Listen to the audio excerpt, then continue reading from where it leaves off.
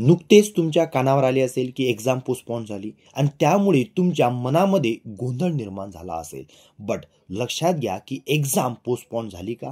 आणि झाली असेल तर कोणाची झाली आणि कोणते पेपर झाले? ओके, त्यासाठी तुम्हाला हा पूर्ण व्हिडिओ नीट ऐकावा लागेल.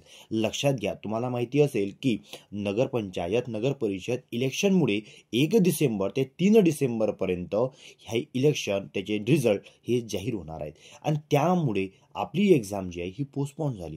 मग याच्यामध्ये कुठलीच फील्ड, याच्यामध्ये असं स्पेसिफिक कुठलीच फील्ड नाही जिची एक्झाम पोस्टपोन झाली.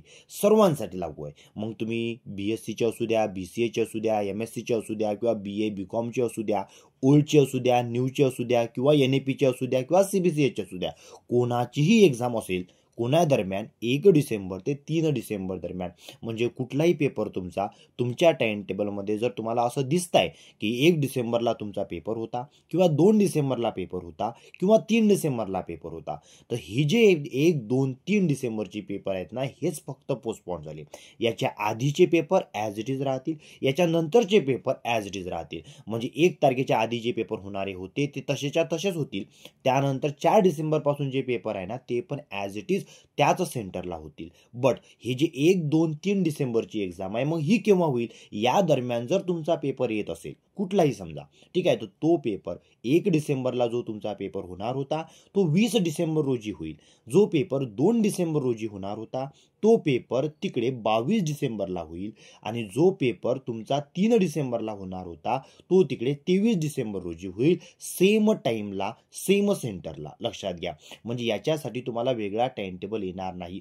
तर जो तुमचा पेपर, समजा सपोज तुमचा पेपर 3 डिसेंबर रोजी असेल कुठलाही समजा, तर तो 3 डिसेंबरचा पेपर त्याच सेंटरला तुम्ही जाऊन 23 डिसेंबर रोजी द्यायचा आहे त्याच वेळेला. बस एवढंच तुम्हाला समजून घ्यायचं आहे. बाकी अजिबात काही गोंधळ निर्माण करायचा नाही आहे. मनात कुठलेच विचार आणायचे नाही आहे. छान जसा तुम्ही अभ्यास करत होते तसा छान अभ्यास तुम्ही करत राहा. ओके, आणि अजून काही नवीन लेटेस्ट अपडेट आली तर मी ते तुम्हाला आपल्या यूट्यूब चॅनलला पाठवतोच. तर आपलं जे यूट्यूब चॅनल आहे DK सर अकॅडमी नावाचं, त्याला तुम्ही सबस्क्राईब करून ठेवा. आणखीन जर काही नवीन अपडेट आली तर ते मी तुम्हाला लगेच यूट्यूब चॅनलला कळवतो. हा जो व्हिडिओ आहे हा जास्तीत जास्त तुमच्या मित्रमैत्रिणींना पण शेअर करा, म्हणजे त्यांचा सुद्धा मनामधला गोंधळ जो आहे तो क्लिअर होऊन जाईल. आणि अजून काही नवीन अपडेट आली तर ते मी तुम्हाला आणखीन याच पद्धतीमध्ये सांगतोच. ओके, आणि बाकी आपलं प्ले स्टोअरला ॲप आहे DK सर अकॅडमी नावाचं, ते पण डाउनलोड करा.